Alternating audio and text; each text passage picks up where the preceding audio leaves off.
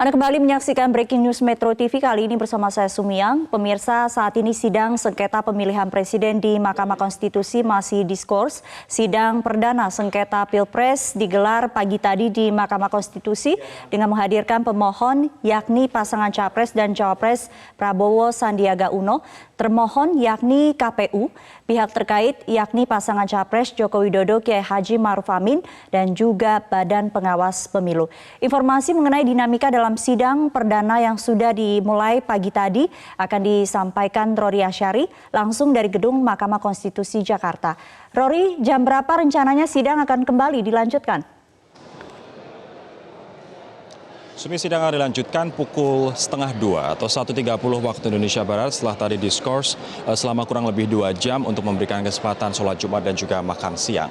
Nah, nantinya akan dilanjutkan oleh tim pemohon karena hari ini fokusnya adalah pemeriksaan pendahuluan. Ini artinya yang boleh berbicara atau yang diberi kesempatan untuk menyampaikan materinya atau permohonannya adalah si pemohon. Nanti apakah antara Bambang Wijoyanto, Denny Indrayana, atau Teguh Nasrullah. Nah, tadi poin yang paling menarik dan paling sering ditekankan oleh tim pemohon adalah bahwa mereka meminta MK tidak hanya memutus dan memeriksa hasil penghitungan suara semata, tapi MK juga menerapkan keadilan substantif atau berwenang memeriksa seluruh tahapan pemilu. Ini didasarkan pada tudingan mereka, tudingan pemohon bahwa pemilu curang mulai dari sebelum, pada saat, dan juga setelah pencoblosan. Artinya mereka berpendapat bila proses pemilu curang maka hasilnya curang sehingga harus dibatalkan.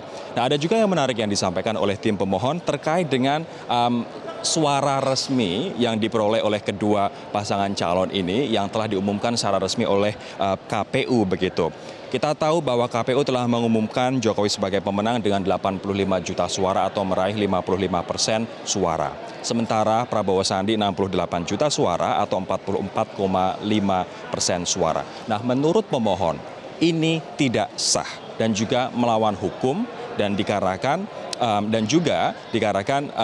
penggunaan abuse of power begitu, penyalahgunaan kekuasaan Jokowi sebagai presiden sehingga diperoleh jumlah suara seperti ini. Tadi Bambang Wijoyanto menekankan bahwa seharusnya yang benar adalah paslon 01 hanya 63 juta atau 48%, nah paslon 02 68 juta atau 52%.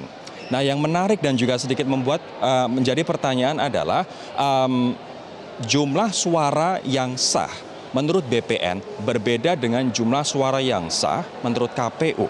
Menurut KPU jumlah suara yang sah adalah 154 juta, menurut BPN 132 juta. Menariknya, BPN hasilnya atau suara yang diperoleh BPN sama persis dengan apa yang disampaikan oleh KPU, yakni 68 juta. Nah, bila begini pertanyaannya kemudian, kemana 22 juta suara yang diperoleh Joko Widodo?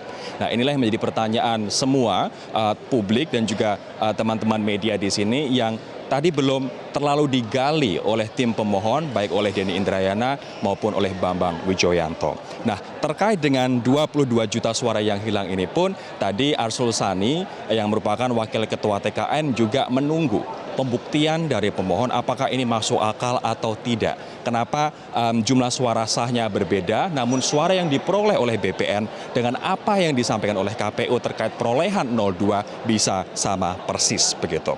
Mereka juga tadi mempermasalahkan terkait dengan legalitas atau eligibility dari Ma'ruf Amin selaku calon wakil presiden dikarenakan dia merupakan pimpinan Dewan Syariah anak perusahaan BUMN. Nah, ini sebenarnya sudah disampaikan kepada KPU dan KPU sudah menyampaikannya kepada Bawaslu dan sudah ada jurisprudensi hukum atau keputusan sebelumnya di mana KPU menilai ini bukan merupakan pelanggaran karena sudah pernah ada kasus sebelumnya ketika ada gugatan terhadap caleg Gerindra bernama Mirah Sumirat yang merupakan pegawai anak perusahaan BUMN. Nah, Bawaslu pada waktu itu menilai pegawai anak perusahaan BUMN berbeda dengan pegawai perusahaan BUMN. Sehingga Bawaslu memerintahkan KPU membolehkan Mirah maju sebagai caleg. KPU berkeyakinan bahwa kasus Mirah pun juga memiliki dasar yang sama dengan kasus saat ini apabila memang itu diperkasuskan terhadap Ma'ruf Amin. Sehingga Ma'ruf Amin eligible atau legal menurut KPU maju sebagai calon wakil presiden. Sumi.